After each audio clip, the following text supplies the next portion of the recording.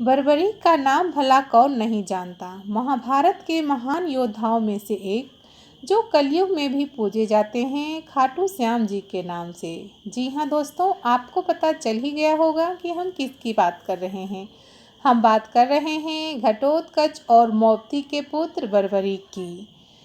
नमस्ते फ्रेंड्स, स्वागत है आप सभी का मेरे इस चैनल पवित्र ज्ञान में। दोस्तों, इस वीडियो में हम बात करने वाले हैं महाभारत के एक जो महान योद्धा थे उनका नाम बर्बरीक है। हम उनसे परिचित होंगे, जो कि बर्बरीक ही हैं कि खाटू श्याम जी के नाम से अभी भी पूजे जाते हैं। तो हम इन्हीं के बारे में बात करने वाले हैं इस वीडियो में। उम्मीद करती हूँ फ्रेंड्स कि ये वीडियो आपको बेहद पसंद आएगी। अगर वीडियो पसंद आए तो वीडियो को लाइक कीजिए और पवित्र ज्ञान चैनल को सब्सक्राइब ज़रूर करें, जिससे मैं कोई भी वीडियो अपलोड करूं तो उसकी नोटिफिकेशन आपको सबसे पहले मिले। दोस्तों, यह जो पवित्र ज्ञान चैनल है, यह चैनल हर रोज़ एक व्रत त्योहारों से संबंधित और कथाओं से संबंधित, हमारे महाभारत और पुराणों से संबंधित एक वीडियो अपलोड करती है। अगर आपको इस तरह के नोटिफिकेशन चाहिए, इस तरह के वीडियो चाहिए, तो आप पवित्र ज्ञान चैनल को सब्सक्राइब ज़रूर कीजिए, जिससे मैं कोई भी वीडियो अपलोड करूं तो उसकी नोटिफिकेशन आपको सबसे पहले मिले। आइए हम अपने टॉपिक पे चलते हैं।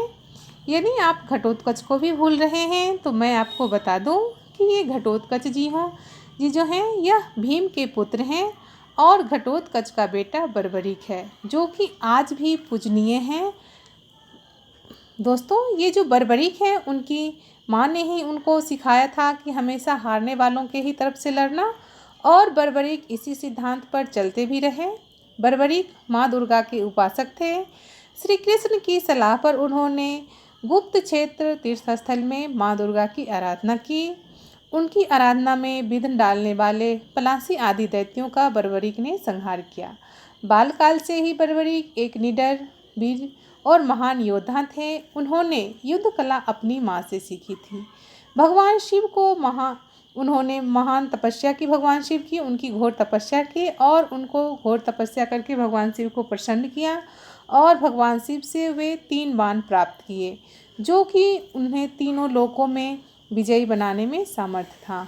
जब 5 पांडव कौरवों के बीच युद्ध होने वाला था, जब महाभारत का युद्ध होने वाला था, तभी बर्बरीक की भी इच्छा हुई कि वह भी इस युद्ध में शामिल होएं, और वह युद्ध में शामिल होने के लिए अपनी माँ से आशीर्वाद लेने जाते हैं, अपनी माँ के पास जाते हैं। तब उनकी माता बोली कि जो हारेगा बेटा, तुम उसी का साथ देना, उसी की तरफ से लड़ना। उन्होंने अपनी माँ को ऐसा ही करने का वचन दिया और अपनी नीली घोड़े पर सवार होकर रणभूमि की तरफ चल दिए। सर्वव्यापी श्री कृष्ण ने ब्राह्मण का वेश धारण कर बर्बरीक के पराक्रम से परिचित होने के लिए उन्हें रोका। श्री कृष्ण यह देखना चाहते थे कि क्या सच में सिर्फ 3 बाणों से बर्बरीक युद्ध लड़ सकता है। यह जानने के लिए उन्होंने बर्बरीक की हंसी उड़ाई और बोले, भला ऐसा कैसे हो सकता है? इतने महान महान योद्धा इतनी संख्या में अस्त्र और शस्त्र से युद्ध लड़ेंगे, भला तुम किस प्रकार से सिर्फ 3 बाणों से युद्ध जीत सकते हो? ऐसा तुम कैसे कर सकते हो कि सिर्फ 3 बाणों से ही तुम युद्ध जीत सकते हो? ऐसा सुनकर बर्बरीक बोले, मात्र 1 बाण से शत्रु की सेना परास्त करने के लिए काफ़ी है। सिर्फ 1 बाण से मैं शत्रु की सेना को परास्त कर सकता हूँ। यदि तीनों बाणों का प्रयोग कर लिया जाए तो तीनों लोकों में हाहाकार मच जाएगा। इस पर श्री कृष्ण चुनौती देते हुए बोलते हैं, भला ऐसा कैसे हो सकता है? इन पीपल के पेड़ के सभी पत्तों को तुम छेद कर दिखाओ, जिसके नीचे हम खड़े हैं। बर्बरीक ने यह चुनौती स्वीकार की और अपने तरकस से बाण निकाली और धनुष पर चढ़ाते हुए भगवान शिव का स्मरण किया, और वह बाण तरकस से निकाला था, उसने बाण छोड़ दिया। देखते ही देखते पीपल के सारे पत्ते नीचे गिर गए, परंतु एक पत्ता श्री कृष्ण के पांव के नीचे था, जिस कारण बाण श्री कृष्ण के पांव के चारों तरफ घूमने लगा।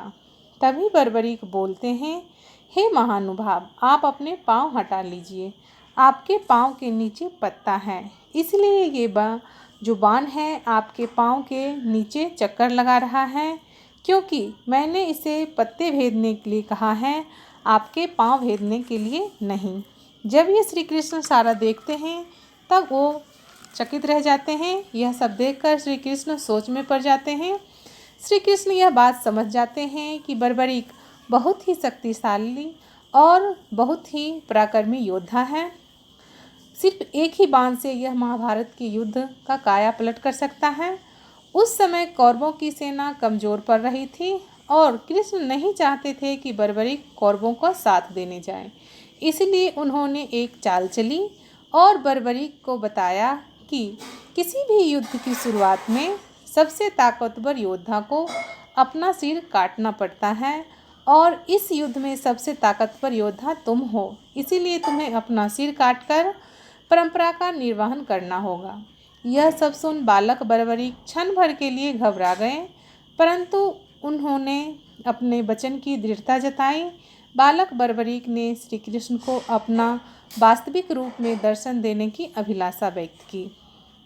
तब श्री कृष्ण ने उन्हें अपना विराट रूप दर्शन दिखाया और उनको अपने विराट रूप में दर्शन दिए।